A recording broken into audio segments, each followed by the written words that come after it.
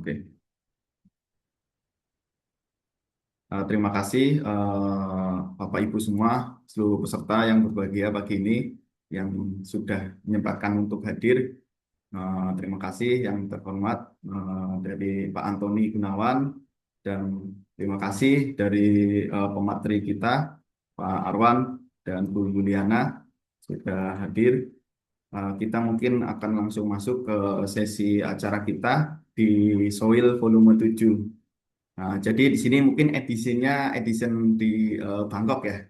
Jadi nanti secara singkat kita akan dipandu oleh moderator kita dari Pak Antoni untuk sharing sessionnya. Nah, nanti kita coba schedulekan dari moderator mungkin sedikit membahas perihal background dari pemateri kita. Setelah itu nanti dari pemateri satu dari Bu Yuliana, yang berikutnya dari pemateri kedua dari Pak Arwan. Nah, setelah itu mungkin ada tanya jawab dan setelah itu kita coba ada closing dari INM Hati seperti itu. Jadi mungkin silakan Pak Antoni bisa dimulai Pak. Oh, ya Pak, aku sampai di sini Oke, Pak. terima kasih Udah, Wiwit. udah. Ya, Rizal, Pak. Nah, Oke, sebentar, oke. saya share screen dulu.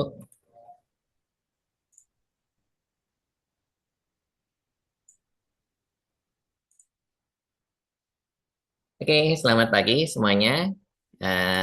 Saya mau memperkenalkan pembicara kita. Pembicara utama kita, Dr. Yuliana ya.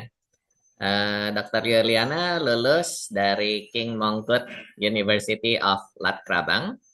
Dan nanti Q&A-nya akan dibantu dengan Dr. Arwan Apriyono yang sekarang menjadi dosen di Jenderal Sudirman University ya. Dr. Yuliana dulu lulus bareng senior saya. Sebentar, saya eh, cari dulu fotonya. Ups.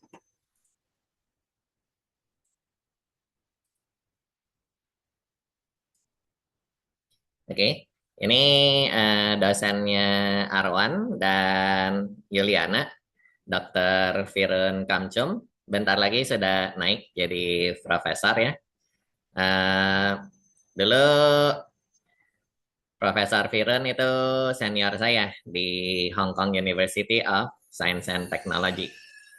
Terus eh, Dr. Arwan sama Dr. Yuliana, dia S3 bareng Firun.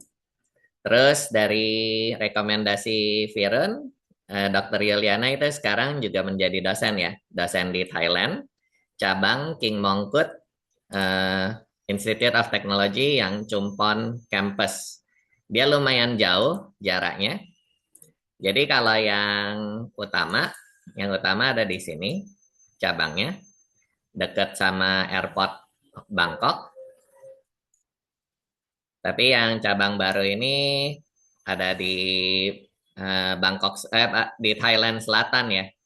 Jadi rada jauh, 440 km, 460 km dari cabang utamanya. Oke, hari ini Yuliana akan sharing sedikit bagaimana sih tinggal di Bangkok itu kehidupannya seperti apa, lalu beasiswanya bagaimana mendapatkannya, dapat berapa, dan juga akan sharing sedikit researchnya di King Mongkut University ya. Moga-moga ada yang tertarik ingin studi lanjut di King Mongkut University bisa kontak langsung sama Juliana atau Arwan. Oke, Juliana sudah siap? Udah, Pak. Terima kasih sebelumnya. Ya, the time is yours. Oke, ini share.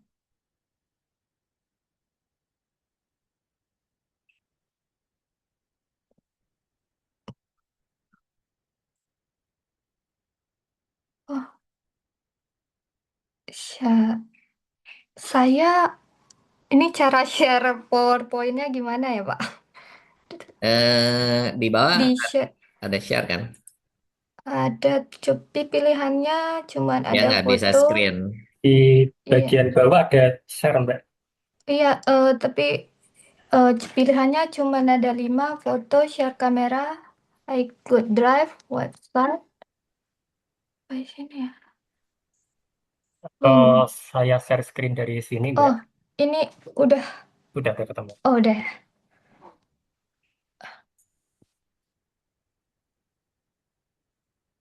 Gimana ini?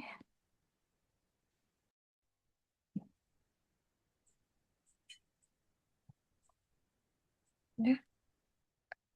Sepertinya, oke.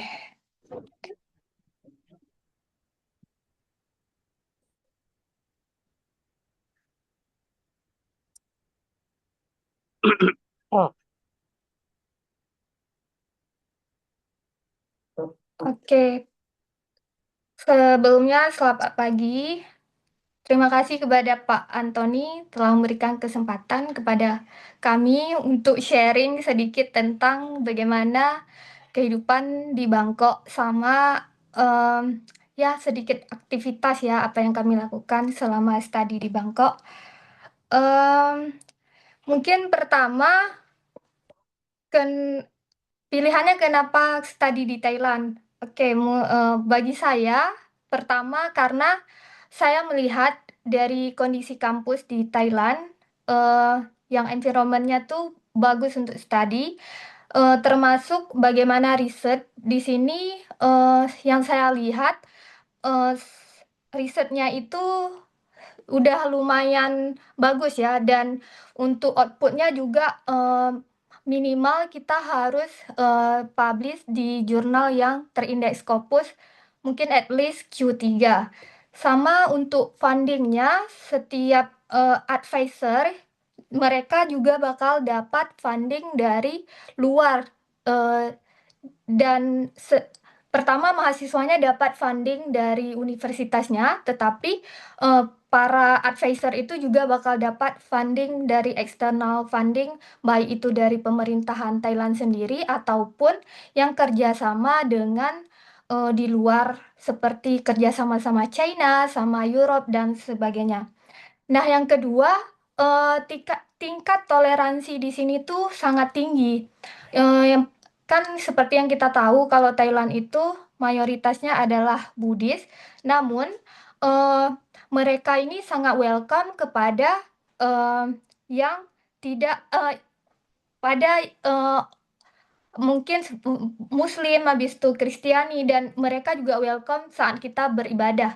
Jadi eh, even di kampus mereka juga menyediakan tempat ibadah terkhusus untuk Muslim dan untuk advisernya juga sangat apa ya tidak membatasi kita kalau saat jam ibadah ya udah mereka akan memberikan waktu untuk kita beribadah dulu gitu. Nah yang ketiga mungkin ini karena musim yang hampir sama dengan Indo ya. Jadi biar nggak terlalu susah adaptasi bagi saya, jadi saya memilih Thailand karena hampir semuanya sama dengan Indo, termasuk mungkin cuacanya, terus juga termasuk makanannya juga, walaupun ada sedikit perbedaan. Dan yang keempat adalah biaya hidup yang terjangkau. Nah, beasiswa yang mereka berikan itu sudah cukup mengcover semua biaya hidup kita di sini. Nah, tapi kalaupun misalkan mau tanpa beasiswa untuk biaya hidup sehari-hari, saya rasa juga hampir sama kayak yang di Indonesia, especially in Jakarta. Nah, yang terakhir ini adalah mungkin perlu ya buat healing yaitu tourism places-nya seperti yang kita tahu Thailand adalah salah satu negara yang apa ya income income pemerintahannya itu mostly dari turis. Nah, jadi di sini tuh baik di Bangkok terus provinsi lain itu banyak banget tempat-tempat yang bisa kita eh, kita tuju untuk healing saat penat belajar gitu. Terus jadi saya di sini dan Pak Arwan adalah penerima beasiswa Doctoral Scholarship dari King Mongkut Institute of Technology Lat Krabang, atau biasa kita singkatnya dengan KMITL.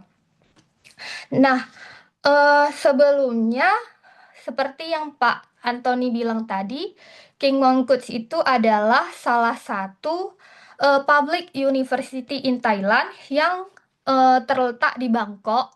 Nah, especially dia itu dekat banget sama namanya Bandara Suvarnabhumi. Jadi kalau misalkan teman-teman landing di Suvarnabhumi itu tuh cuma sekitar 10 menit ke kampus KMITL-nya. Dan in term of research-nya 2024, especially in civil and structural engineering, berdasarkan Simago ranking, KMITL itu menempati ranking pertama seluruh Thailand untuk civil and structural engineering-nya. Gitu. Nah, selanjutnya di sini untuk beasiswanya mereka memberikan beasiswa S3.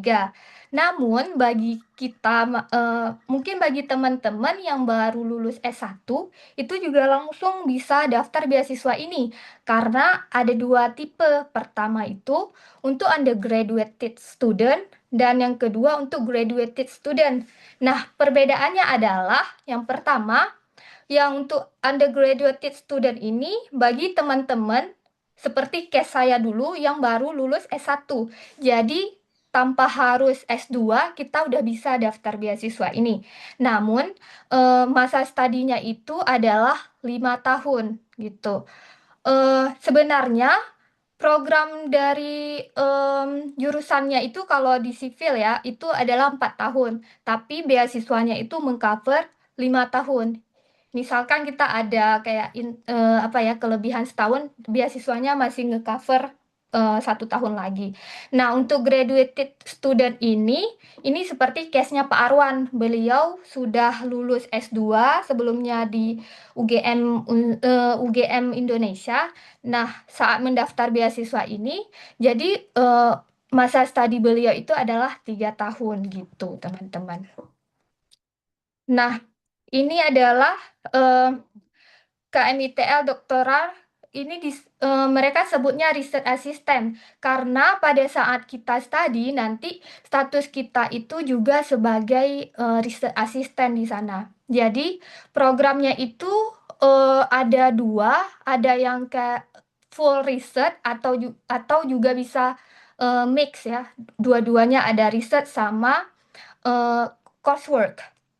Nah, untuk budgetnya mungkin ini bisa dilihat dari sini. Itu sekitaran, kalau sekarang bat di atas 500, 1 bat itu sekitar 500 rupiah. Berarti kita bakal dapat sekitaran mungkin 750 jutaan gitu. Nah, syaratnya itu apa aja? Pertama, untuk seperti yang dilihat di sini, kalau untuk bachelor degree, at least teman-teman harus punya GPA di atas 3,25. Nah, kalau misalkan yang untuk program 3 tahun, yang masternya itu at least GPA-nya adalah 3. Pada saat S1-nya 3, terus untuk GPA pada saat lulus masternya adalah 3,5. Nah, untuk bahasa Inggrisnya sendiri itu nggak terlalu tinggi-tinggi banget, teman-teman.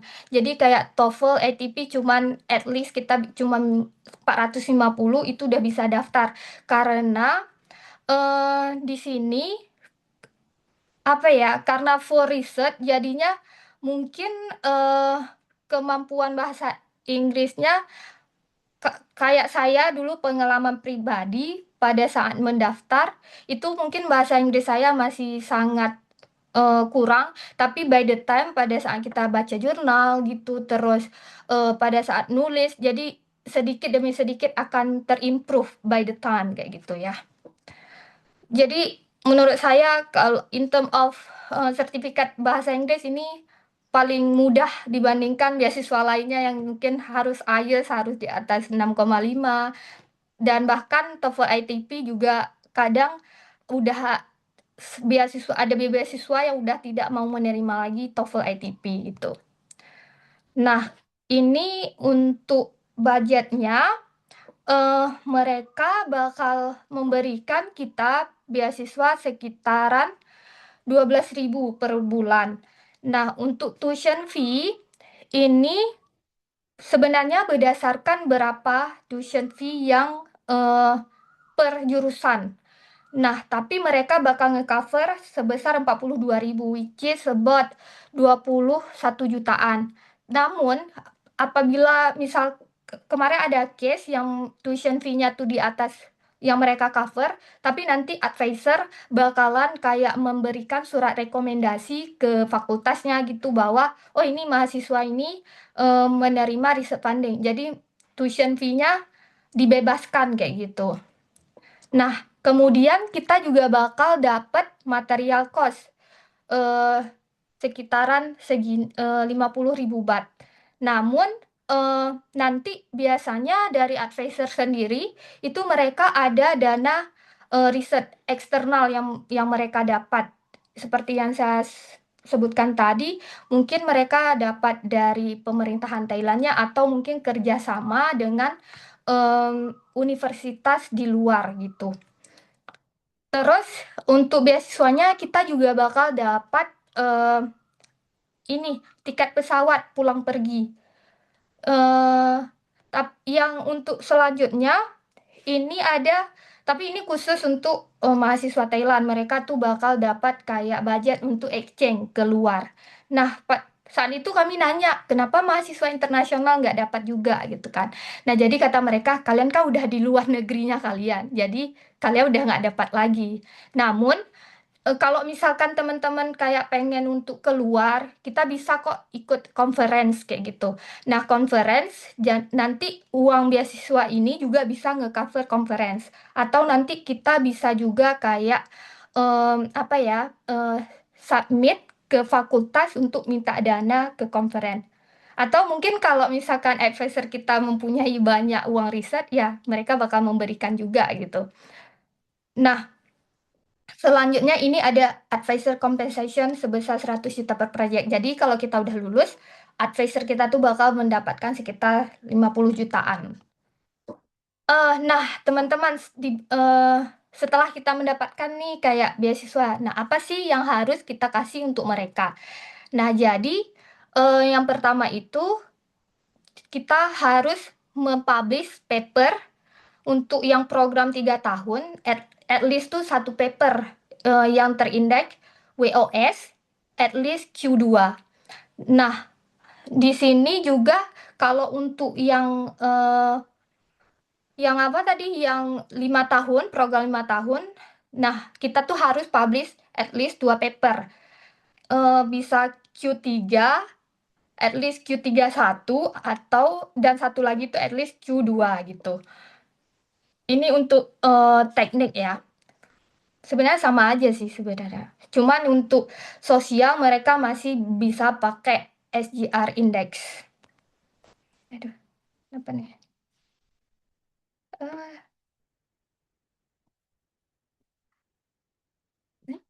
Maaf teman-teman, sepertinya ada kendala teknis.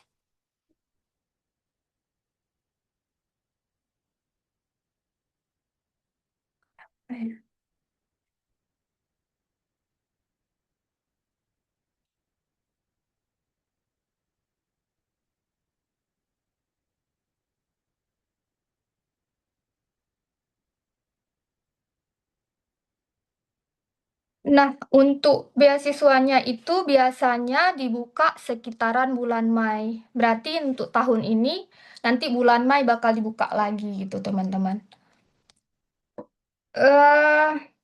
Ini alur step-step yang sebenarnya kalau untuk beasiswanya kita cuma tinggal melengkapi berkas saja, terus nanti kita isi form Udah itu aja sih. Cuman sebelum isi form lebih baik kita tuh menemukan advisor dulu karena dengan udah ada menemukan advisor terus kita udah tahu mau riset tentang apa jadi bakal menambahkan nilai untuk lulus di beasiswanya.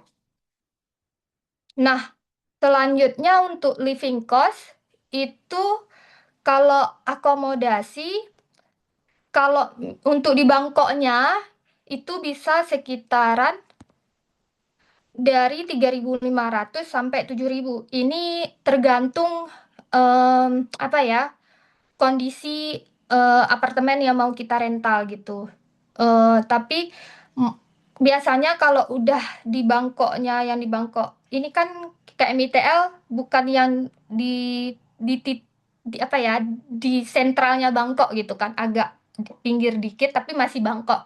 Nah kalau di Bangkoknya sendiri itu bisa sampai 7.000 baht per bulan. Nah untuk makan itu sekitaran sekali makan 40 sampai 100 baht. Sekitaran 20 sampai 50.000 sekali makan. Tapi kalau misalkan kok saya kadang-kadang itu bisa masak juga kan, jadi bisa mengurangi eh, apa biaya dari makanan. Nah, terus untuk transport ini untuk public transport tergantung juga kita mau milih transport yang mana. Paling murah itu sekitar 8 baht atau 4.000. Itu tuh kayak angkot. Kalau di Jakarta mungkin kayak ini ya. eh Pokoknya kayak angkot, tapi kalau yang 40 baht itu kayak KRL gitu, teman-teman. Selanjutnya, kalau misal fasilitas, ini di kampus, especially di KMITL, ada Central Library, di mana di dalam Central Library-nya itu kita juga bisa ada mereka nyediain kayak private cabin. Kalau misalkan kita mau istirahat, kita bisa booking ini buat tidur.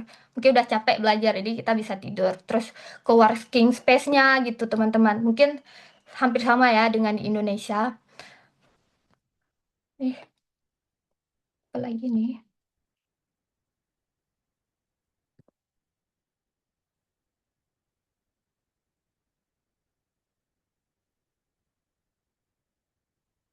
Maaf ya, teman-teman.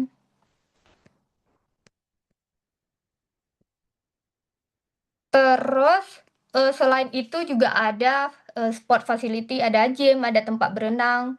Eh, nah, nah untuk beasiswanya eh kita juga bakal dapat insuran kesehatan dari mereka. Terus untuk kampusnya sendiri juga ada apa ya klinik yang free buat mahasiswa di sana untuk berobat. Sepertinya.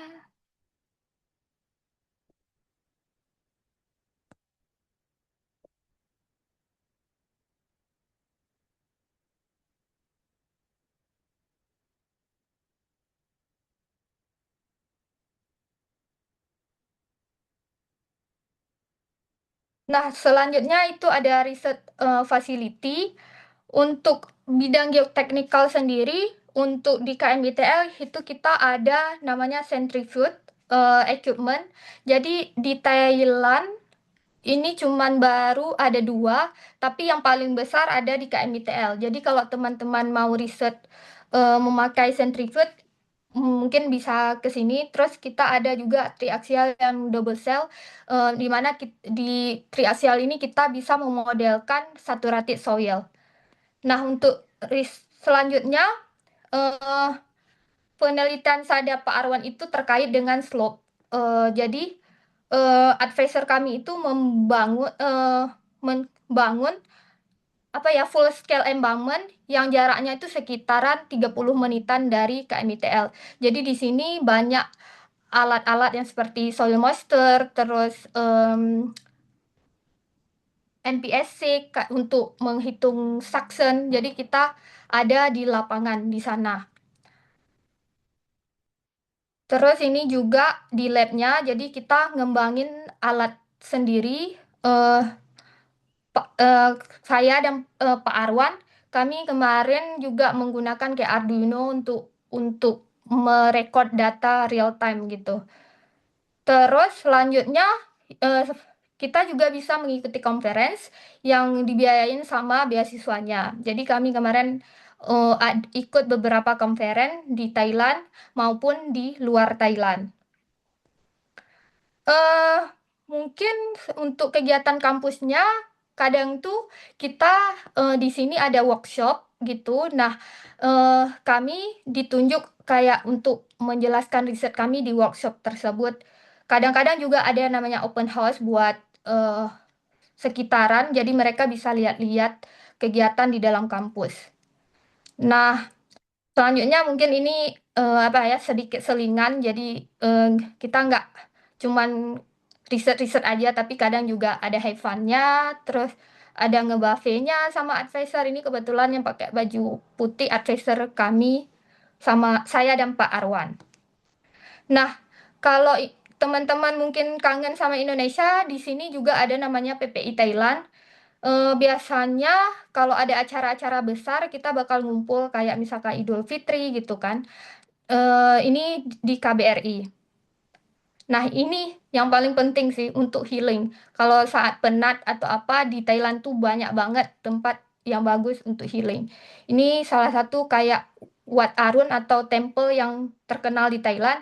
Terus ini juga di Phuket. Ini sebenarnya saya dan Pak Arwan kemarin itu sambilan apa ya, sambilan conference, jadi juga sambilan untuk healing.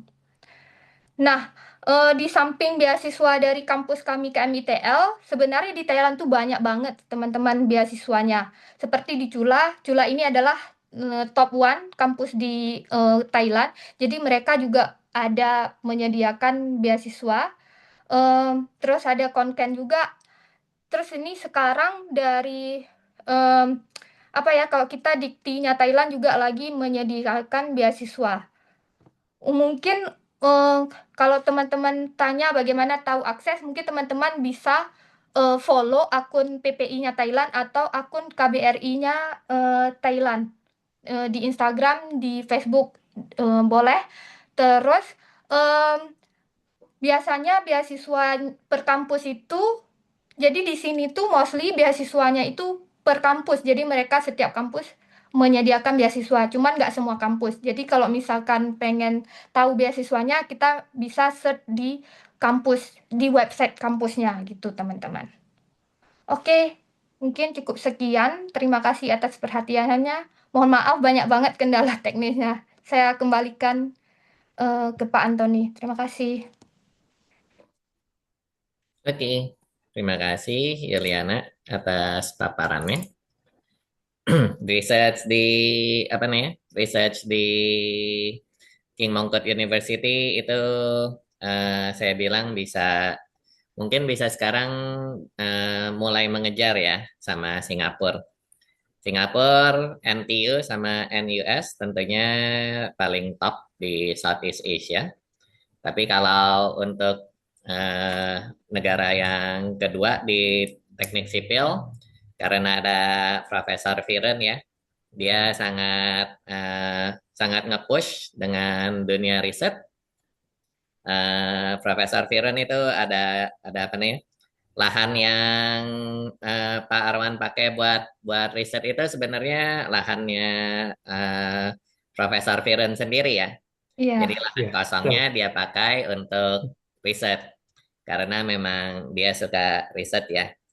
Nah, itu boleh ditiru. Kita juga kadang kalau buat riset nggak ada funding ya relakanlah duit sendiri. Dan tadi Yuliana bilang centrifuge ada dua, bukannya dua-duanya di King Mongkut juga ya? Iya, satu lagi King Mongkut yang Thornbury. Oh, I see, I see. Nah, dua-duanya itu kan dibangun sama Profesor Viren kan? Kalau yang di Thornbury, kalau saya nggak salah itu lebih kecil dari yang punya di KMITL. Iya, tapi Ya, bukannya lead mungkin ada eh, kerjasama, saya juga kalau itu oh, I kurang see. paham, Pak. Oh, oke. Ya, Profesor Viren mendorong centrifuge. Untuk yang belum kenal centrifuge, centrifuge itu untuk apa? Centrifuge itu untuk biar kita bisa memodelkan sesuatu lebih kecil ya. Karena karena kan tanah itu bergantung sama stres. Stresnya harus benar. Jadi kalau misalnya kita modelkan slope dengan skala miniatur, kita harus balikin ke skala yang benar. Jadi misalnya lerengnya 20 meter nih tingginya, kita mau modelin jadi cuma 1 meter tingginya, kan ada 20 kali lipat perbedaan. Maka dengan centrifuge kita bisa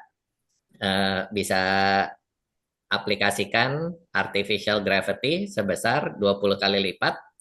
Jadi skalanya balik ke seperti nyata ya, supaya behavior tanahnya benar.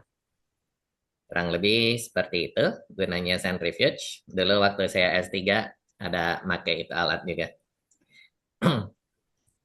Oke, untuk sampai sini ada yang ingin bertanya kah dari peserta? Mungkin saya bisa menambahkan dulu Pak Antoni ya. Iya, boleh, Arman. Ya, terima kasih Antoni. Assalamualaikum warahmatullahi wabarakatuh. Waalaikumsalam warahmatullahi wabarakatuh. Pertama-tama saya ucapkan terima kasih kepada Antoni yang telah mengundang kami dalam acara sharing session soil ya. Ini di bawah hati, terutama untuk anggota muda dan mahasiswa. Saya kira ini program yang sangat bagus untuk mendorong ini para anggota muda atau mahasiswa untuk melanjutkan studi di luar negeri. Jadi pada sesi ini kami tadi Mbak Yuliana sudah menyampaikan detail terkait dengan pengalaman kami waktu studi di Thailand.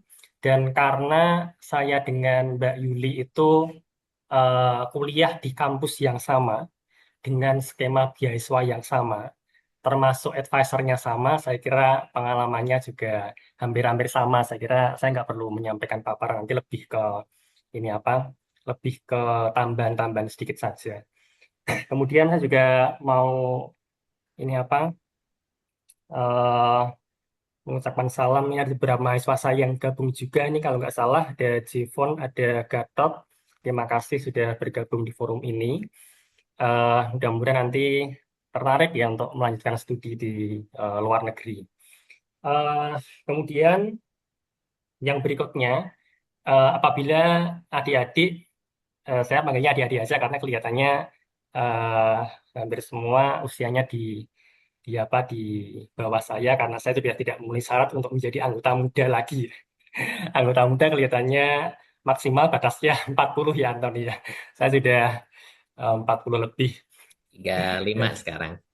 Oh, 35. Malah semakin jauh lagi. Iya, ya, terima kasih. Ya. Jadi kalau adik-adik sekalian memiliki passion untuk melanjutkan studi, saya kira lebih cepat lebih baik. Karena kalau semakin tua itu saya kira nanti hambatannya juga akan semakin banyak ya. Saya termasuk yang sangat terlambat. Waktu itu saya masuk usia berapa ya? 39 kalau nggak salah. Jadi beasiswa itu syaratnya maksimal usia 40. Saya waktu daftar tuh usia 39. Jadi saya termasuk kelihatannya yang paling tua waktu itu diterima di Thailand dibandingkan dengan teman-teman Indonesia yang lain. Jadi di KMTA sendiri sekarang sudah sangat banyak mahasiswa dari Indonesia, dari berbagai daerah, baik Jawa maupun Sumatera, ada yang dari mungkin Kalimantan. Jadi mungkin sudah hampir 50 ya Mbak Yuli sekarang mahasiswa Indonesia yang ada di KMTL. Jadi Iya, Pak. jangan takut untuk kesepian di sana. Komunitasnya sudah sangat banyak, terutama yang di KMTL. Karena memang menyediakan beasiswa yang sangat banyak. Waktu angkatan kami, saya dan Mbak Yuli itu termasuk yang pertama setelah jeda berapa tahun, itu menerima kalau nggak salah 60 mahasiswa luar negeri. Jadi yang pertama kuotanya lumayan banyak, dan yang kedua proses seleksinya lumayan mudah dibandingkan dengan yang lain. Jadi waktu itu kami hanya mengirimkan berkas, tidak ada tes apapun, dan pengumuman gitu aja. Jadi kalau dari sisi administratif itu adik-adik lolos, kelihatannya potensi ininya diterimanya sangat banyak ya. Dan waktu itu hanya wawancara, tapi wawancaranya formalitas setelah kami mendapatkan beasiswa. Itu wawancaranya lebih ke klarifikasi terkait dengan materi disertasi dan sebagainya. Kemudian eh, mungkin tadi sedikit menambahkan apa yang disampaikan oleh Mbak Yuli. Yang pertama terkait dengan persiapan ya. Jadi apabila adik-adik tertarik untuk melanjutkan studi, itu yang pertama tentu saja yang harus dipersiapkan adalah nanti beasiswanya dari mana. Kecuali kalau ini ya punya uang ya nggak perlu pikir beasiswa. Tapi kalau ini apa bagi yang biasa seperti saya gitu, yang pertama harus ini memikirkan nanti beasiswanya dari mana. Kemudian yang kedua pembimbing. Pembimbing itu kunci penting. Jadi eh, apa termasuk nanti lama tidaknya kuliah kita, kemudian kualitas riset kita itu sangat dipengaruhi oleh pembimbing. Dan alhamdulillah kemarin kami mendapatkan pembimbing yang luar biasa. Beliau support banget. Kemudian eh, materi risetnya kualitasnya bisa dikatakan international level lah ya. Jadi publikasi yang kemarin kami hasilkan itu salah satunya Mbak Yuli itu bisa publish di Engineering Geology, saya kira itu top one jurnal di geoteknik. Kemudian juga ada Canadian Geotechnical Journal, saya kira juga termasuk top 5 ya. Jadi eh, ini kalau dari sudut pandang kami sangat recommended lah untuk Pak Firun gitu. Kemudian yang berikutnya tadi ada pembimbing, kemudian beasiswa. Jadi kalau teman-teman salah memilih pembimbing, nanti ya jadi akan sangat menghambat. Jadi saya kira rekomendasi dari teman-teman yang sudah tahu perlu untuk memilih siapa pembimbing yang akan ini ya akan menjadi advisor kita pada saat S3. Berikutnya materi penelitian. Materi penelitian itu bisa dari kita, bisa dari pembimbing. Jadi kalau dari pembimbing biasanya mereka sudah punya standar sendiri, tapi kalau dari kita ya pasti ada nanti diskusi untuk ini ya memastikan apakah materinya itu layak untuk dijadikan materi ini apa disertasi atau tesis. Tapi semakin baik materi kita, itu potensi untuk bisa dipublish di jurnal yang bagus itu semakin tinggi. Jadi saya kira materi sangat penting. Kemudian eh, untuk pelaksanaan tadi terkait dengan pembimbing juga, kita harus menjaga ini apa hubungan baik dengan pembimbing karena pembimbing adalah kunci. Jadi kalau bisa jangan sampai mengecewakan pembimbing. Jadi pembimbing punya standar seperti ini ya kita harus harus menyesuaikan dengan standar mereka. Nah, memang konsekuensinya kalau punya pembimbing seperti Pak Firun dengan standar yang sangat tinggi, itu memang effort kita tentu saja akan jauh lebih tinggi daripada mungkin yang lain. Karena kalau saya mencoba untuk mengapa ya, mencoba untuk me- menyimpulkan terkait dengan studi S3 itu effort kita itu juga sebanding dengan waktu studi. Jadi kalau kita ingin studi kita itu cepat 3 tahun, maka effort kita juga harus lebih berat begitu. Tapi kalau kita agak santai, misalkan kita bisa 5 tahun, 7 tahun, ya mungkin memang agak lebih santai gitu. Jadi tergantung tergantung kita. Kemudian juga kita juga harus menyeimbangkan antara idealis dengan pragmatis. Kalau kita idealis terus, ya kita nggak selesai-selesai. Kadang-kadang kita juga perlu pragmatis. Pak Firan juga termasuk tipe yang seperti itu. Jadi dia idealismenya tinggi, tapi kalau pada saat sudah mentok di misalkan batasan waktu, ya dia bisa pragmatis juga. Jadi jangan khawatir untuk ini apa kalau misalkan pembimbingnya beliau jangan khawatir untuk nanti molor ya tergantung kita sebetulnya. Kemudian yang berikutnya di King Mongkut itu nanti tawaran biasanya ada dua skema ya. Yang pertama adalah cost base, yang kedua adalah riset base. Kalau cost base itu berarti kita masih membutuhkan untuk mengambil kredit mata kuliah. Jadi kalau nggak salah kalau dari S2 itu minimal 20 SKS. Kalau yang dari S1 itu kalau nggak salah sekitar 24 atau 36 ya Mbak Yulia kalau nggak salah. 24-an Duh, kalau nggak salah. iya sekitaran segitu, Jadi Kak. 24-an. Jadi ada kelas. Tapi santai untuk kelasnya nanti biasanya yang ngajar juga pembimbing kita sendiri. Nilainya juga tidak terlalu susah lah ya. Kemudian yang berikutnya tadi untuk jadwal mahasiswa, jadwal penerimaan mahasiswa itu di King Mangut kalau nggak salah setahun itu 2 kali. Eh, jadi ada semester gasal, semester genap itu menerima mahasiswa. Kalau yang semester gasal itu di periode eh, mulai kuliah di bulan Agustus September kalau nggak salah. Jadi penerimaannya biasanya mulai bulan November, tapi untuk yang semester genap itu nanti mulai perkuliahan di bulan Februari atau Maret, sehingga maaf Mei kalau nggak salah ya. Ya nanti proses penerimaannya ya di sekitar bulan Maretan begitu. Jadi kalau adik-adik sudah siap untuk ini apa studi lanjut, nanti bisa ini kami share terkait dengan jadwal penerimaannya. Mungkin itu beberapa hal yang bisa saya tambahkan, Anthony. Terima kasih. Kita bisa lanjutkan ke sesi diskusi. Oke, thank you Arwan. Untuk selanjutnya sesi tanya jawab boleh di chat atau boleh langsung ngomong ya. Oke, Tanya ada sudah yang ada satu. 2 nih. Saya bacakan ya.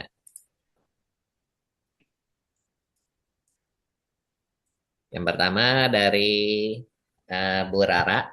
Bu Rara juga sebenarnya pingin nih S3. Yang pertama, apa ada limitasi untuk luasan yang dimodelkan di centrifuge yang ada di Thailand ya? Iya, ya. Oke. Mungkin saya sedikit menanggapi Bu Darangi. Kebetulan kami berdua itu fokus risetnya kemarin bukan centrifuge, jadi kami membuat tadi sudah disampaikan Mbak Yuli, kami membuat full scale environment di lapangan. Dan saya pribadi belum pernah punya kesempatan untuk belajar lebih detail terkait dengan centrifuge yang ada di Thailand karena waktu saya lulus itu alatnya belum bisa digunakan. Saya yakin sekarang sudah bisa. Mungkin nanti Mbak Yuli bisa menyampaikan lebih detail terkait dengan keterbatasan alat yang di Thailand, atau Pak Antoni nanti juga bisa menambahkan yang sudah punya pengalaman waktu di Hong Kong ya. Eh, Mungkin dari saya itu, monggo Mbak Yuli kalau ini apa ada pengalaman. Kalau saya nggak salah, kalau untuk centrifuge di KMITL kita bisa memodelkan sampai dengan 100 G.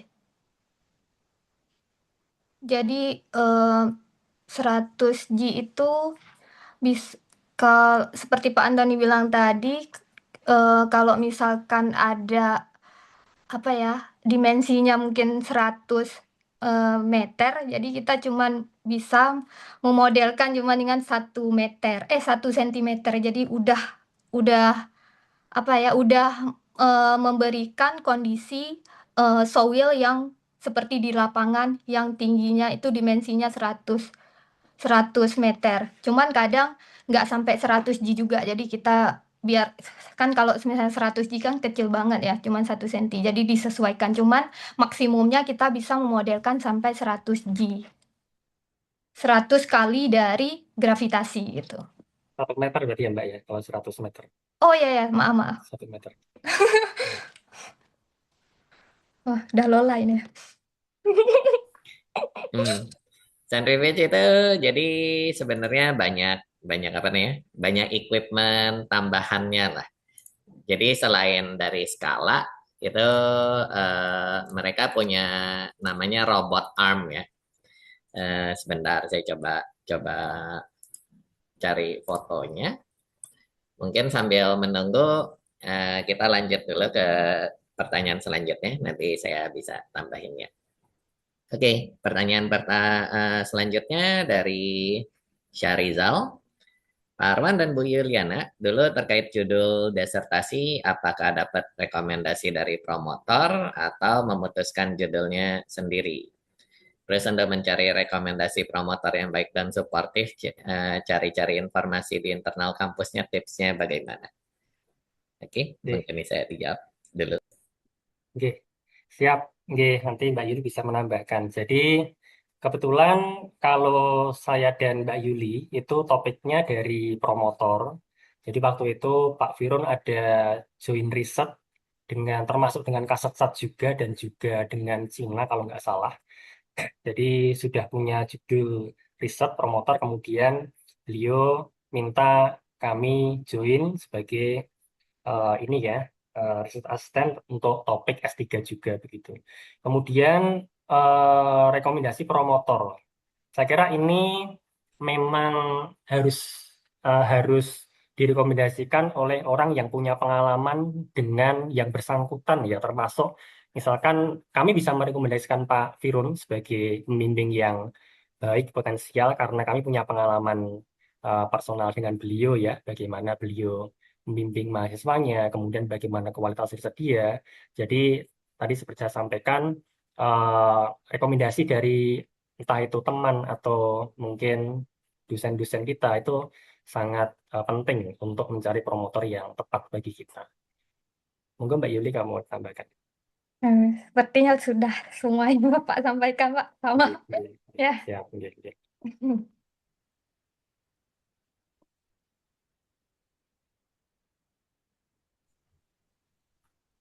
Oke, mungkin saya balik sebentar ke yang centrifuge tadi ya. Oke, ini spesifikasi spesifikasi centrifuge yang ada di KMITL di Thailand. Ini bisa di Google saja, KMITL Geotechnical Centrifuge Facility. Jadi centrifuge itu ukurannya beda-beda ya. Ada yang ini relatif medium. Dia ukurannya, bentar tadi di mana? Diameternya itu 5,4 meter ya. Jadi dari sini ke sini itu 5,4 meter. Terus yang di Singapura punya itu sebenarnya relatif kecil ya. Sebentar, saya cari dulu fotonya. Nah, kalau yang di Singapura itu sebenarnya lumayan mini. Dia kalau nggak salah cuma sekitar 2 meter lebih ukurannya. Jadi model kita yang kita bisa siapin juga akan lebih kecil. Nah, ini ada fotonya nih, ada orangnya buat skala. Nah, modelnya jadi kecil sekali ya. Terus centrifuge itu kerjanya bagaimana? Dia diputar, ini contohnya nih kalau udah mutar, nanti ini akan naik nih basketnya kita sebutnya. Nanti model kita ada di sini. Model kita di sini tentunya gravitasinya ke arah keluar ya, ke arah radial. Nah, terus bisa modelin macam-macam. Contohnya ini galian. Galian bisa dimodelin. Terus habis itu kalau yang lebih advance lagi mereka punya namanya robot arm ya. Bentar, mana foto ini? Nah, ini mereka ada robot arm. Jadi bisa modelin hal-hal yang lebih unik. Nah, di Hong Kong, yang di Hong Kong kampus saya dulu itu ada robot armnya. Nah, itu bisa menggali kayak bore pile ya, menggali silinder, terus habis itu bisa pasang soil nail, bisa apply loading, dan macam-macam. Terus habis itu saya rasa karena Profesor Firun itu dulu risetnya tentang green slope, tentang unsaturated soil mechanics. Saya rasa ini ada bisa buat hujan ya. Ya. Artificial rainfall itu bisa dimodelkan dalam centrifuge ini.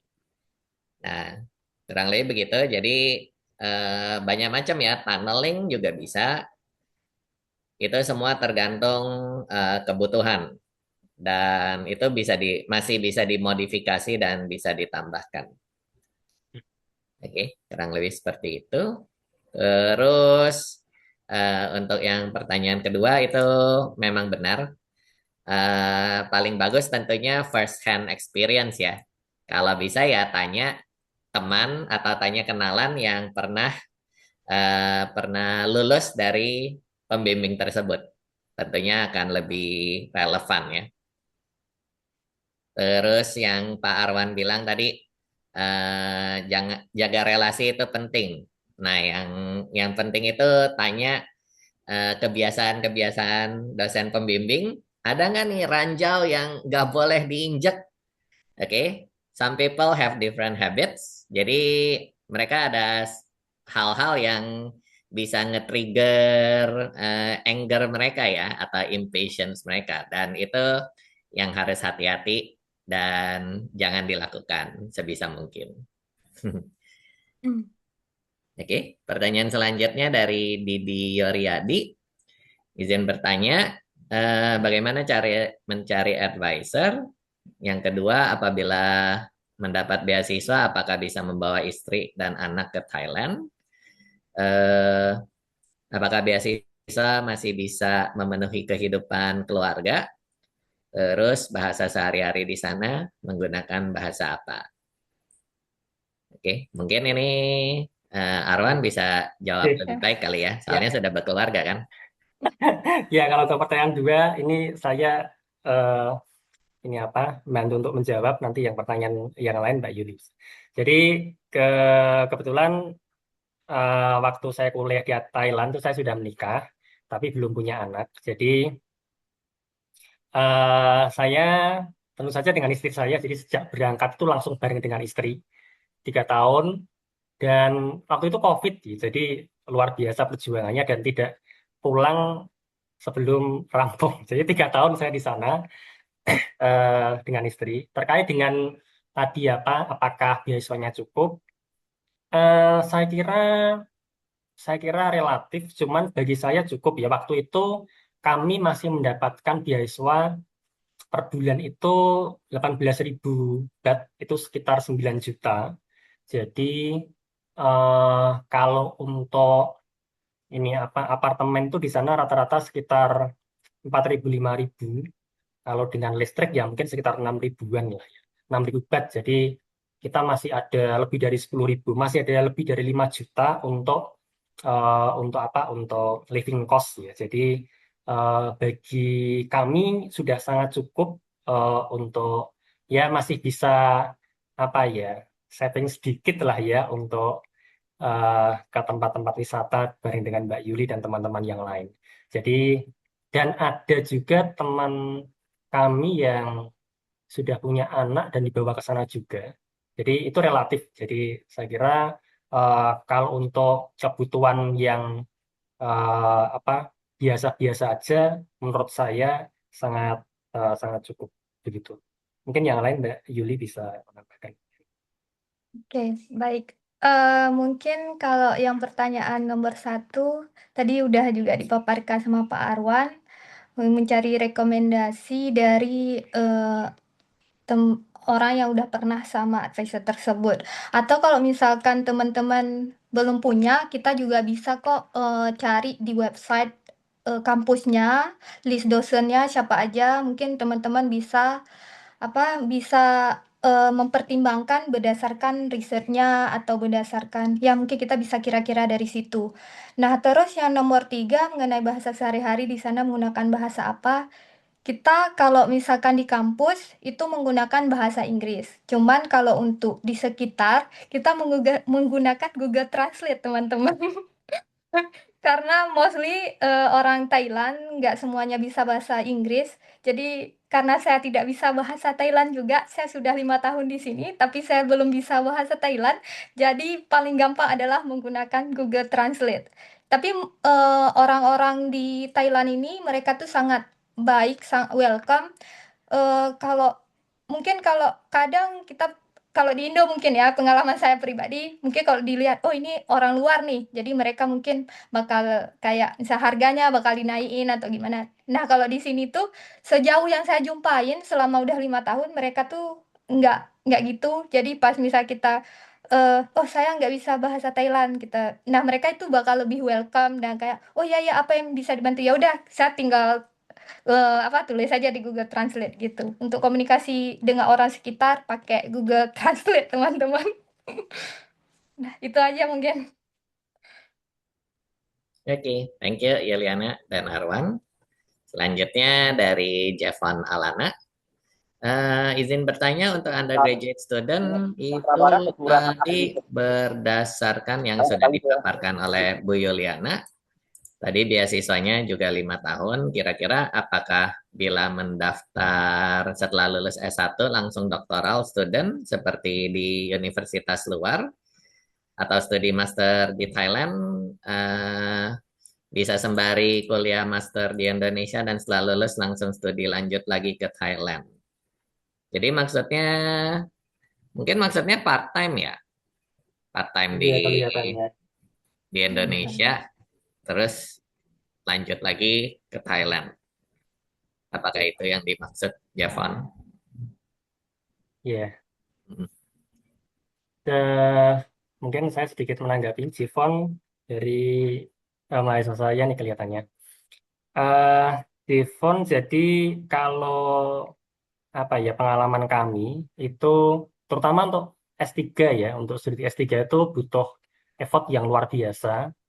Jadi kalau yang dimaksud Jivon itu part-time tadi, jadi di Sambi, Anda kuliah di Indonesia, kemudian juga ambil S3 di Thailand, itu sangat tidak direkomendasikan. Itu saya kira juga di sana juga mewajibkan untuk stay di sana, tidak boleh ini ya, apa dikerjakan di Indonesia ya.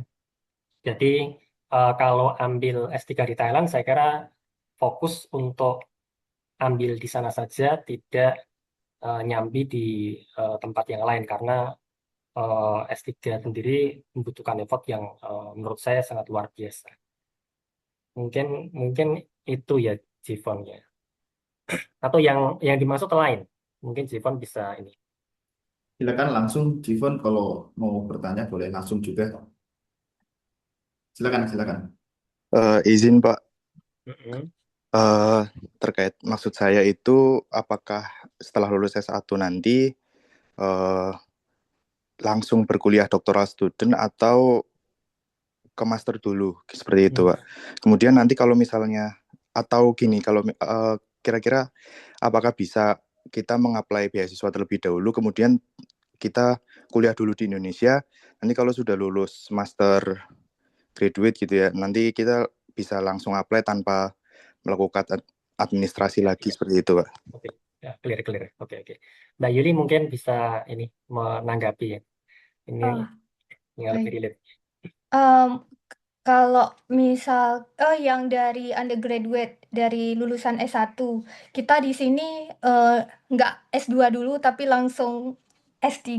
Jadi saya kemarin itu em, tidak tidak ada S2-nya dulu, jadi langsung sekalian sama Pak Arwan. Cuma mungkin memang bedanya itu ada tambah karena saya ngambilnya kemarin mix antara coursework sama riset, jadi ada tambahan SKS-nya gitu.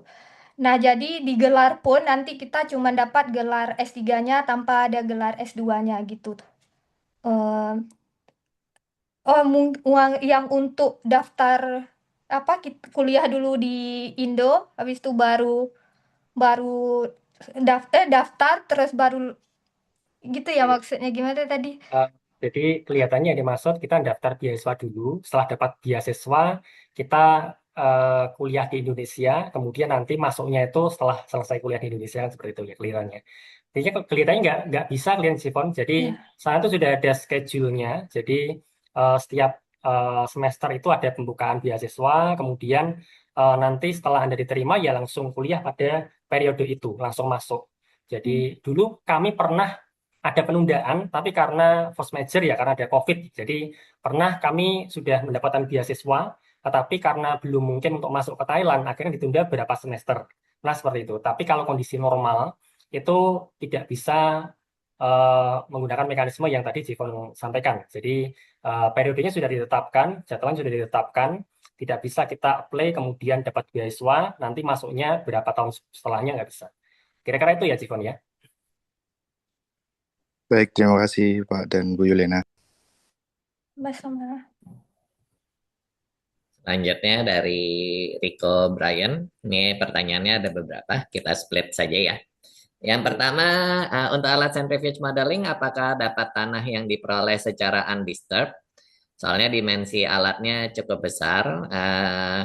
Apakah bisa memperoleh sampel sebesar itu? Oke, ini saya yang jawab saja.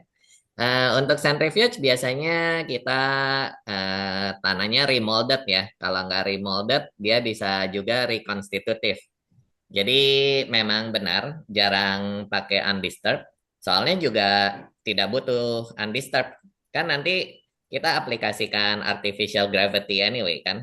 Jadi misalnya kita sampelnya kita ambil dari 1 meter pertama, terus kita mau modelin sampai kedalaman misalnya 30-40 meter, kan jadi 1 meternya itu memang kita disturb supaya jadi 40 meter. Jadi tidak butuh undisturbed ya. Kalau sebenarnya kalau mau ambil sampel tanah yang besar, biasanya kita bisa ambil box sampel. Tapi box sampel itu biasanya juga ukurannya paling dulu kita pernah ambil, bukan dulu sih, dulu teman saya yang dari Afrika, mereka membawa undisturbed sampel dari Afrika. Itu kalau nggak salah sekitar sebesar kayaknya 40 kali 40 kali 40 kali senti ya. 40 kali 40 kali 40 senti. Hmm. Terus habis itu yang kedua, jika ia dapat lapisan berbagai lapisan tanah dengan OCR yang berbeda, apakah ada metodenya? Nah ini bisa juga. Kalau mau modelin clay dari berbagai OCR, itu harus siapinnya beberapa kali, tapi tentunya akan cukup ribet ya, akan cukup ribet. Jadi apa? Coba saya cari ya. Mungkin ada fotonya. Centrifuge, model, clay preparation ya.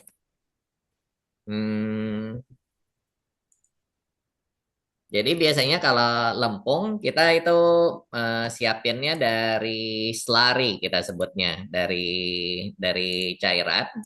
Jadi dari bubuk lempung kita campur air, biasanya nyampe 200% liquid limit. Lalu di chamber vakum kita aduk supaya rata. Nanti kita masukin dalam bentuk cairan ke model boxnya. Ini saya share. Nah, jadi dia masukin ke dalam sini. Ini tanahnya sudah dikonsolidasi ya. Jadi dia cairan, terus habis itu nanti di atasnya akan ditaruh papan. Biasanya papannya papan baja. Lalu kamu bisa taruh beban. Kamu bisa taruh beban di atasnya dan tanahnya dikonsolidasi. Oke, nanti biasanya kan karena ini masih cairan, misalnya kita isi penuh nih tangkinya. Kita isi penuh, dia konsolidasi mungkin tersisa hanya 40%. Nanti habis itu kita harus tambahin lagi selarinya, kita konsolidasi lagi, kita tambah lagi bebannya. Nah itu nanti kan kita bisa hitung beban yang kita taruh di atas berapa, terus habis itu nanti OCR profile-nya kita bisa dapat. Oke, OCR-nya tentu di paling atas lebih tinggi, makin ke bawah makin rendah. Nah, gitu caranya. Dan dia juga konsolidasinya tidak bisa di satu kali gravitasi doang ya. Dia harus di centrifuge, misalnya kita tes di 100 kali gravitasi, ya nanti kita konsolidasinya di 100 kali gravitasi juga. Terus habis itu kita spin down, kita sebutnya spin down, centrifuge-nya dimatiin. Nanti misalnya kita mau modelin tiang nih di dalam lempungnya. Nah, kita bisa instalasi lagi tiangnya ke dalam lempungnya. Terus ya kita baru tes lagi di centrifuge-nya. Dan karena pas kita spin down, kita matiin centrifuge-nya, ada terjadi unloading, nanti harus reconsolidate dulu di apa namanya? Di mesinnya. Nah, itu prosesnya walaupun kita sudah 100 kali lipat lebih kecil, itu namanya konsolidasi tetap lama ya. Konsolidasinya itu bisa di centrifuge-nya sendiri bisa dinyalain mungkin 1-2 hari full. 24 sampai 48 jam untuk mencapai 90% derajat konsolidasi. Oke, terus habis itu ini buat Juliana nih. Pengukuran suctionnya tadi nama alatnya apa dan prinsip kerjanya seperti apa ya? Terima kasih. Oke, jadi kalau untuk case kita pakai 2 alat untuk pengukuran suction. Yang pertama ada tensiometer, terus yang kedua ada MPS6. Di mana tensiometer itu kita bisa mengukur negatif pore water pressure dan juga positif pore water pressure. Tapi untuk suction itu kita cuman bisa untuk MPSIC itu cuma bisa mengukur negatif pore water pressure.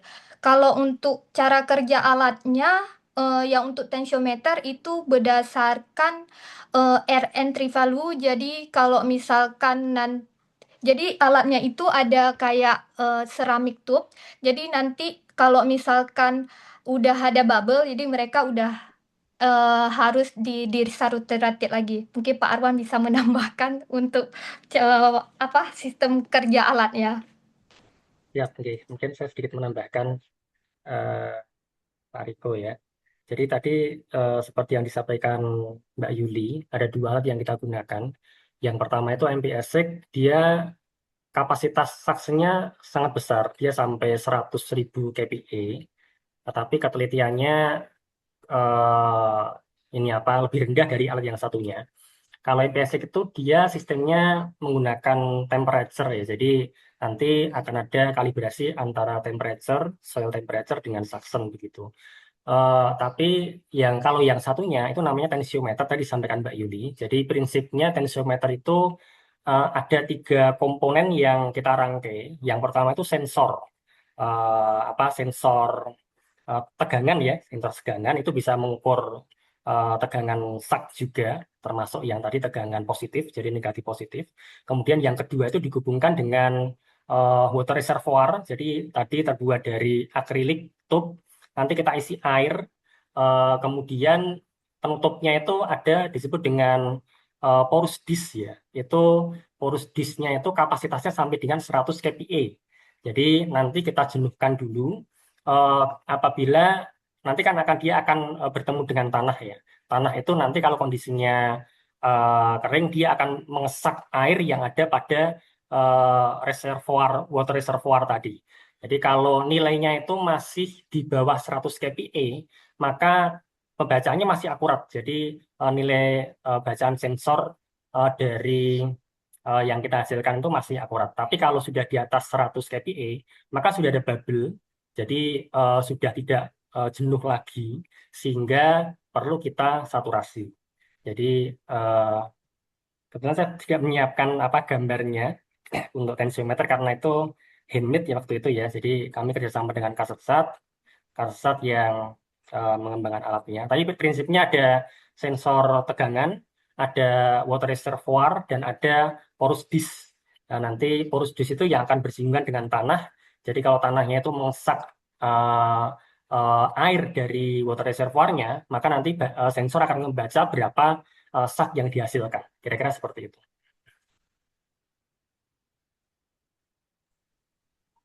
Oke, thank you Arwan dan Juliana.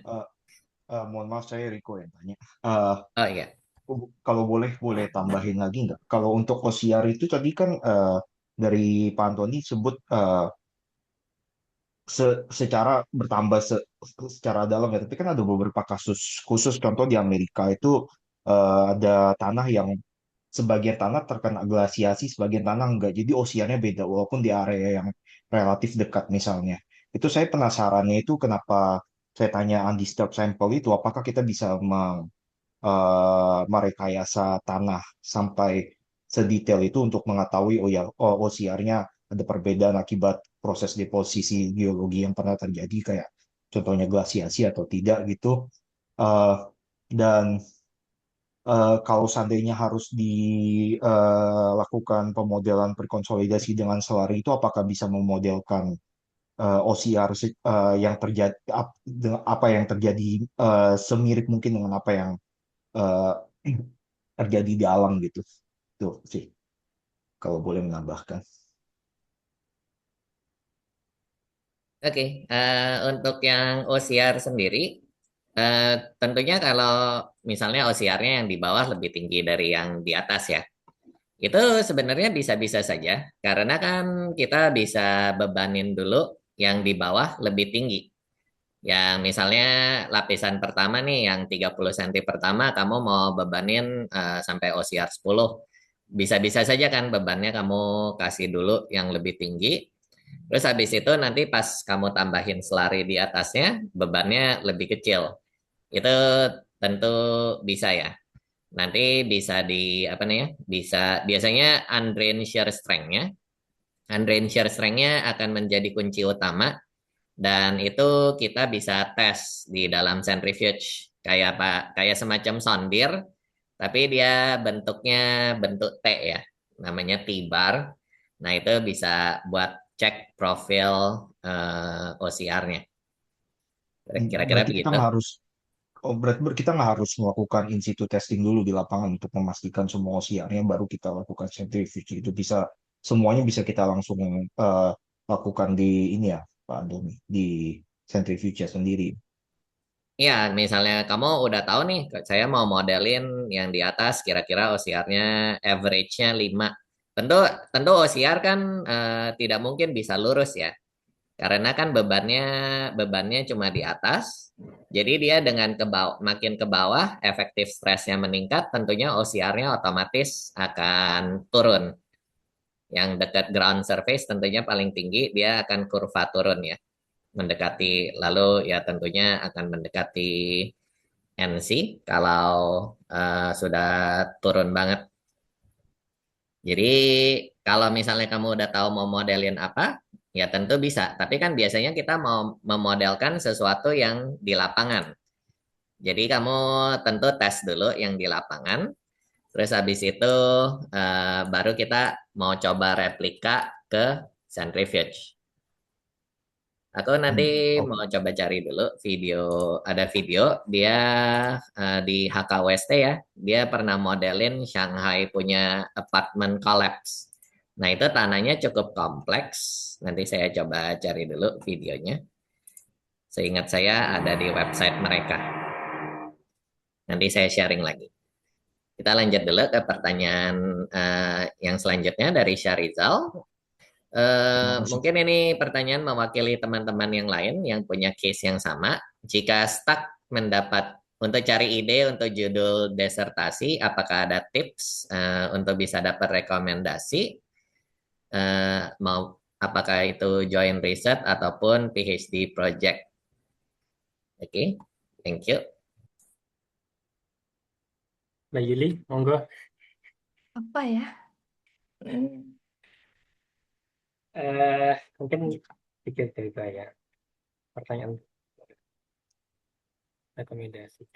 Jadi eh, kalau kita tadi mungkin sedikit menyampaikan apa yang saya sampaikan di awal. Jadi sebelum kita studi S3 itu memang sebaiknya kita sudah memiliki gambaran topik apa yang akan kita teliti. Tadi seperti saya sampaikan bisa bisa dari pembimbing, bisa dari kita. Kasus saya kemarin, saya sebetulnya sudah menyiapkan ya. Biasanya kalau apa say hello ke advisor perkenalan, biasanya kan kalau kita nggak punya topik sendiri kan juga tidak enak ya. Jadi menawarkan nanti saya punya topik seperti ini gitu. Tapi nanti ini apa seiring berjalannya waktu, nanti advisor juga akan mungkin beri masukan, kemudian bisa menawarkan topik yang mereka punya, eh, sehingga nanti dari situ kita bisa mendapatkan topik yang fix yang akan kita kerjakan itu apa. Berdasarkan dari pertimbangan tentu saja kualitas dari penelitian yang kita lakukan, kemudian peralatan peralatannya ada tidak yang dilakukan di sana. Jadi dulu waktu itu saya pernah propose gempa ya, pengaruh gempa, jadi harus menggunakan shaking table. Cuman waktu itu Chemitel belum punya shaking table sehingga terkendala di peralatan dan akhirnya menggunakan kebetulan tadi Pak Firon ada topik riset yang sudah siap untuk apa digunakan sebagai bahan kami sehingga akhirnya yang ikut. Tapi kalau menurut saya kalau pembimbing ada topik menurut saya lebih enak ngikut yang sudah dari pembimbing sih daripada apa yang kita kecuali kalau mungkin melanjutkan riset yang kita sudah pernah melakukan ya kita sudah ada basic di situ. Tapi kalau tidak ada ya mendingan kita ngikut apa yang direkomendasikan sama pembimbing. Mungkin mungkin pengalaman saya seperti itu. Terima kasih. Mbak Yuli mungkin bisa menambahkan. Hmm, Kalau saya pribadi kemarin, jadi pada saat itu kenapa saya kenal Dr. Firun, jadi dikenalkan oleh salah satu dosen saya pas S1. Nah, jadi pas diskusi sebelum saya daftar beasiswa, jadi dari beliau sudah ada topik riset, jadi saya tinggal mengikuti aja topik riset beliau. Tapi sebelumnya sebenarnya saya S1-nya itu bagian structure, terus tiba-tiba nih sekarang saya udah ganti ke geoteknik karena saya melihat peluang ada di situ. Jadi ya udah saya ngambil aja gitu. Terus kalau untuk dapat rekomendasi join research atau PhD project, maksudnya itu kalau join riset antara KMITL atau dengan kampus yang lain, itu bisa bisa sangat bisa untuk dilakukan. Mungkin apa ya, kita bisa kayak buat MOU dan sebagainya seperti itu untuk bisa join riset. Mungkin begitu. Oke, mungkin saya tambahin dikit ya. Kalau ini bedanya riset di luar negeri sama di dalam negeri ya. Kalau di luar negeri, tadi Arwan juga bilang namanya beasiswa pasti ekspektasinya dan rata-rata pasti diwajibkan full time. Nah, sedangkan kalau kita riset di Indonesia itu biasanya 99% kayaknya part time. Jadi tidak bisa merasakan jiwa riset yang sebenarnya dan judulnya juga biasanya suka harus cari sendiri, dana risetnya harus funding sendiri. Sedangkan kalau di luar itu semuanya biasanya fully funded, tidak perlu repot-repot cari sendiri ya. Nah, terus habis itu ya tentu lebih enak riset sesuai sama research topiknya supervisor. Soalnya itu berarti kan biasa dia bukan riset pertamanya, itu biasanya udah riset lanjutannya atau cabang dari riset mereka sendiri. Jadi lebih enak, kamu nanti risetnya bisa tanya senior kalian, oh gimana sih nih cara lanjutnya? Jadi you don't have to start from zero. Oke. Terus habis itu tergantung research grupnya. Kalau misalnya research grupnya besar, tadi kan bisa lihat sendiri Arwan foto di lapangan itu ada beberapa murid juga kan. Nah, jadi bisa diskusi bareng. Terus habis itu ya yang tadi Syarizal bilang, jadi semacam joint research. Joint researchnya ya sama sama apa? Sama teman-teman sendiri. Oke. Jadi tidak perlu berjuang sendiri, ada teman perjuangan. Nanti pas ada tahun ke depannya, 2 tahun kemudian, ada junior baru yang akan lanjutin riset kamu atau ada cabang riset yang lain. Nah, nanti bisa giliran kamu membimbing mereka. Oke. Jadi itu gunanya dan apa ya, benefitnya nyari dosen yang muridnya banyak. Oke. Terus itu saya udah ketemu nih videonya. Saya share dulu videonya sebentar, cuma 1 menit lebih dikit. Oke, untuk yang rada senior seperti saya, mungkin yang umur 30-an, pernah lihat apa? Pernah lihat kasus ini ya. Dulu ada apartemen di Shanghai, dia roboh. Robo bisa dilihat robonya itu utuh banget ya. Terus habis itu tiangnya itu patah. Tiangnya patah. Terus habis itu pas nah itu mau dianalisa di dalam centrifuge. Oke, di dalam centrifuge. Nah, di situ di lapangan dia ada dua layer tanah. Yang layer pertama itu soft, undrained shear strength-nya sekitar 25, lalu habis itu firm clay sekitar 63. Nah, ini lapisan pasir sebenarnya hanya untuk drainase saja, karena pas kita konsolidasi supaya air konsolidasinya lebih cepat kan kita mau double drainage ya, supaya dia bisa double drainage ke bawah. Jadi bukan berarti di lapangan ada pasir, cuma ada hard layer aja nih. Oke, terus habis itu, nah ini yang kotak kosong itu adalah measurement dari lapangan. Sedangkan yang hitam itu adalah measurement kekuatan tanahnya pakai di dalam centrifuge-nya. Nah, bisa dilihat itu profil kekuatannya udah sangat mirip lah ya, sangat mirip. Terus habis itu ini model filenya. Model filenya sengaja dibikin dari pasir. Pasir terus saya kurang tahu persisnya pakai lem atau dibungkus pakai plastik ya. Nah, itu dimodelin pakai pasir. Terus habis itu ini model gedungnya. Nah, terus habis itu ini template saja buat masukin tiangnya ke dalam. Nah, ini semuanya dimasukin nih model filenya. Terus, nah itu udah gedungnya udah selesai, ada videonya. Nah, ini kenapa ada garis-garis ini ya supaya bisa melihat gerakan tanahnya ya. Jadi ini gedungnya ada tiangnya di dalam. Terus kenapa dia longsor sih? Karena mereka melakukan sesuatu yang semi bodoh. Itu adalah mereka mau gali basement di sebelah kiri, tapi tanahnya dibuang ke bagian sini, ke bagian sebelah kanannya nih. Jadi untuk memodelkan buangan tanahnya, mereka membebani bagian belakang pakai loading plate dan ini diukur dengan load cell. Terus habis itu ini ada videonya pas pemodelan. Nah, ini pemodelannya. Jadi di sini kalau dilihat galiannya kan sudah digali nih. Ini sebenarnya ada yang kita sebut heavy fluid, itu zinc chloride. Dia berat jenisnya lebih berat dari air.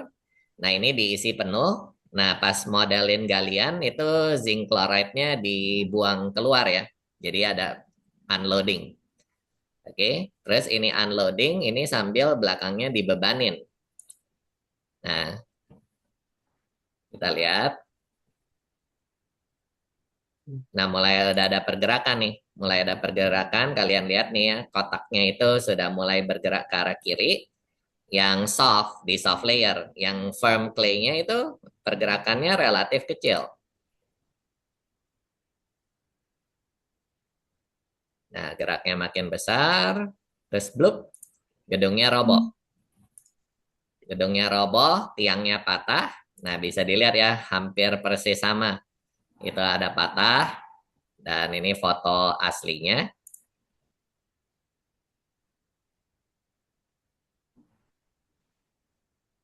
Nah, itu bisa, ini setelah selesai modelingnya, boxnya bisa dibuka, kita bisa perhatikan lebih lanjut ya, di dalamnya apa yang terjadi pergerakannya.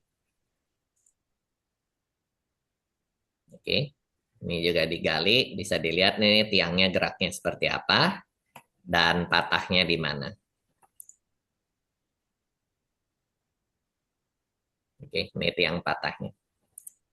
Nah, jadi di centrifuge itu kalau kita sudah perhitungkan sedetail mungkin, kita bisa memodelkan semirip mungkin dari yang aslinya ya. Ada beberapa demonstrasi lagi di Hong Kong punya centrifuge website, itu bisa dicek ya di video demonstration ini. Tinggal cari aja HKWST, Geotechnical Centrifuge Facility, nanti bisa lihat video demonstrationnya. Oke, moga-moga memberi inspirasi untuk Riko. Terus habis itu yang terakhir pertanyaan dari Michael Septo. Izin bertanya, kira-kira konsiderasi dalam mengambil beasiswa S3 langsung apa ya kalau boleh tahu? Karena gapnya yang tentu lebih besar dari S2. Kemudian apakah bisa diceritakan terkait bagaimana bisa menjadi dosen berdasarkan rekomendasi? Thank you. Oke. Oke, terima kasih untuk pertanyaannya. Eh, jadi konsiderasinya apa ya dulu tuh? Mungkin karena saya melihat peluang, jadi saya mendaftar. Karena saya mikirnya kalau misalkan langsung S3, jadi kita cuma fokus saja di satu penelitian, karena kan mungkin kalau tanpa harus S2 dulu, saya juga nggak tahu kenapa dulu saya sangat nekat mengambil, nggak akan saya tahu, dan gapnya itu betul sangat terasa, sangat besar. Cuman alhamdulillahnya mungkin saya sangat beruntung. Pertama karena saya punya partner riset seperti Pak Arwan yang beliau ilmunya udah di atas saya tapi masih sangat mau untuk berbagi dengan saya. Dan yang kedua juga saya dapat advisor yang sangat baik. Jadi ya seperti saya bilang itu juga sangat memudahkan eh, proses riset dan studi saya di Thailand. Kalau konsiderasinya sebenarnya awalnya saya tuh cuman mau lanjut sampai S2 aja, tapi karena ada kesempatan yang langsung S3, ya udah coba aja karena kita nggak tahu kalau misalnya tidak dicoba. Cuma memang setelah berpikir, oh ini nanti kalau di tengah jalan saya berhenti, berarti saya tidak dapat S2 maupun S3. Tapi saya pikir kalau kita mau pasti kita bisa. Dan tentunya kayak saya bilang tadi bantuan Pak Arwan juga, terus bantuan advisor saya itu sangat berperan penting dalam proses studi saya. Kemudian bagaimana bisa menjadi dosen berdasarkan rekomendasi. Nah, kebetulan ini saya juga berpikir bahwa ini adalah suatu keberuntungan juga bagi saya. Jadi kemarin kebetulan setelah saya lulus sidang, nah KMITL yang di cabang provinsi lain, which is Chumpon, itu mereka baru buka jurusan teknik sipil dan membutuhkan dosen. Ya sudah, jadi advisor saya merekomendasi saya. Kemudian saya apply dan memasukkan berkas berdasarkan rekomendasi beliau, terus diwawancara. Nah, alhamdulillahnya saya bisa lulus untuk sementara di sini. Jadi di sini saya kontraknya per tahun. Untuk sekarang saya kontrak sampai akhir tahun ini. Nanti kalau misalkan saya mau perpanjang bisa, pokoknya perpanjangannya ini kasus saya per tahun gitu. Terima kasih.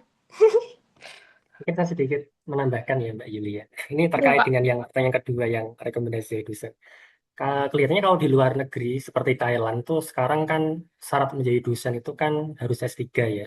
Beda dengan kita masih bisa S2 jadi dosen. Jadi saya yakin beberapa tahun ke depan itu persyaratannya lebih sudah dinaikkan ya. Sudah tidak minimal S2 lagi tapi minimal S3. Dan kalau teman-teman sudah mendapatkan gelar S3, saya yakin kalau ingin menjadi dosen bisa dikatakan 90% inilah pasti bisa karena apalagi di geoteknik itu masih sangat dibutuhkan seperti tempat saya di Jenderal Sudirman ya di Unsur itu sampai sekarang baru baru ada 2 dosen geoteknik. Kebetulan sudah S3 semua dan kami mencari yang lulusan S2 pun selama berapa tahun terakhir ini 5 sampai 10 tahun terakhir ini tidak ada yang mendaftar. Kalau saya kemarin apa mengajak Mbak Yuli untuk gabung gitu ya. Dan tawaran juga banyak tidak hanya di kami saja. Kemarin juga ada teman yang dari ini Untidar ya, Universitas Tidar di Magelang itu juga pesan-pesan kalau ada teman yang mau jadi dosen di sana, geoteknik terutama ya, itu sangat welcome mereka. Jadi kalau sudah mendapatkan gelar S3, saya yakin kalau mau berkarir di dosen masih sangat terbuka. Mungkin itu, terima kasih.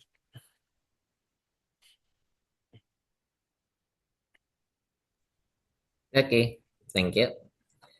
Ini ada pertanyaan lagi. Apakah ada rekomendasi advisor yang baik di KMITL?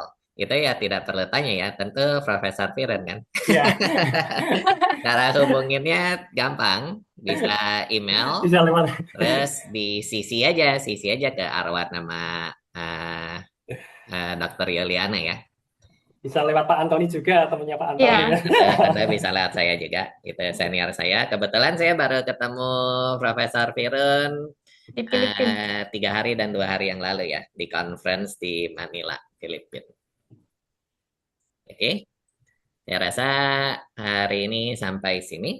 Terima kasih semuanya. Terima kasih Dr. Yuliana, Dr. Arwan. Dr. Yuliana juga ada di WA grup Hati IMM ya. Nanti saya Iya. tag.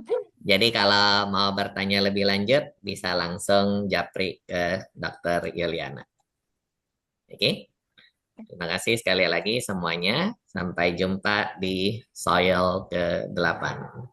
Oke, izin Pak Antoni, Oh iya, Wiwit. sebelum ditutup, kita mungkin foto bersama dulu. Oh Boleh iya, mungkin on kamera untuk dokumentasi.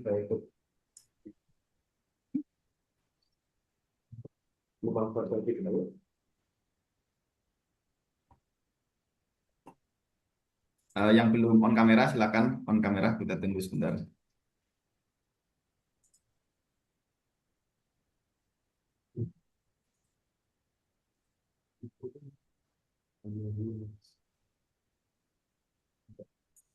Oke, kita mulai ya.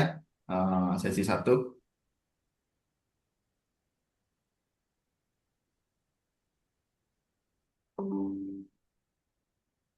Oke, lagi.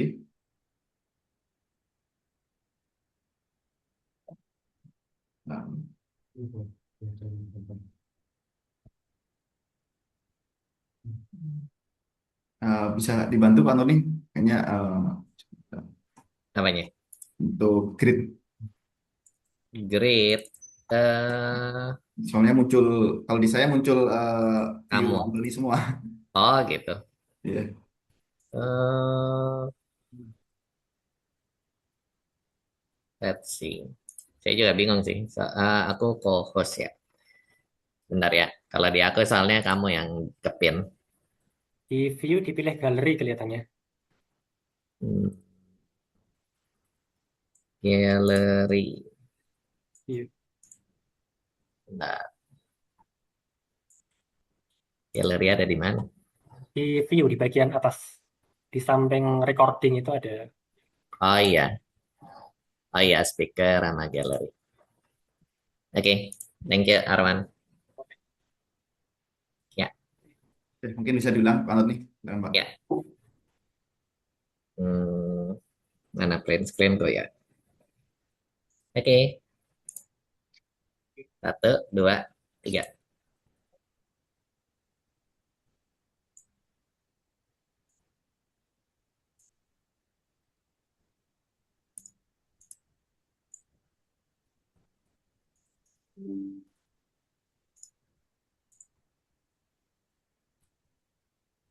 Halaman yang kedua.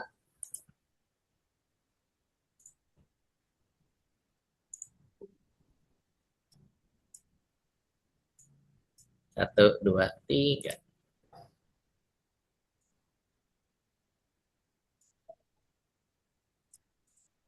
Oke, sudah. Oke, terima kasih Pak Antoni.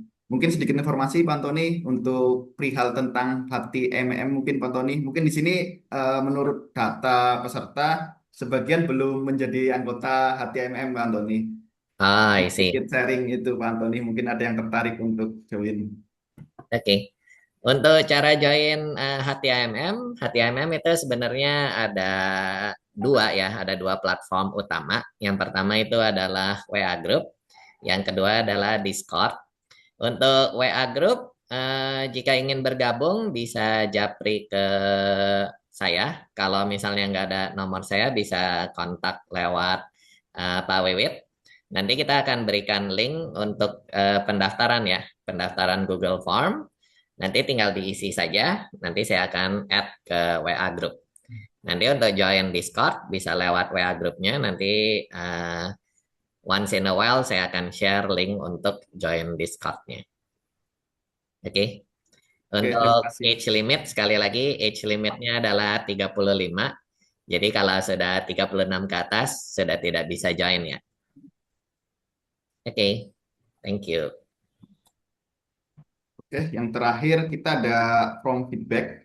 Jadi saya share di kolom chat. Mohon dari teman-teman bisa diisi untuk evaluasi kita juga. Mungkin dari situ. Mungkin bisa ditutup Pak Antoni. Ya, oke. Terima kasih sekali lagi semuanya. Kita, by the way, ini lewat email ya sharing link link apa link soilnya atau lewat ada WA grup soil 7 Wiwit. Dua-duanya Pak Antoni. Jadi lewat Oh, email, saya juga tadi coba untuk takut kelupaan biasanya kalau di email. Jadi saya coba buat grup di Soil 7 Pak Antoni. I see. Oke, itu link feedbacknya juga bisa di-share di WA grupnya kali. Oke, siap. Saya share supaya. Oke, thank you sekali lagi semuanya untuk Sabtu pagi ini mendengarkan sama-sama ya. Eh, have a fun weekend. Sampai jumpa di Soil ke-8. Terima kasih semuanya. Oke, terima kasih Terima kasih. Pak Antoni, Bu Julia, dan rekan-rekan semua.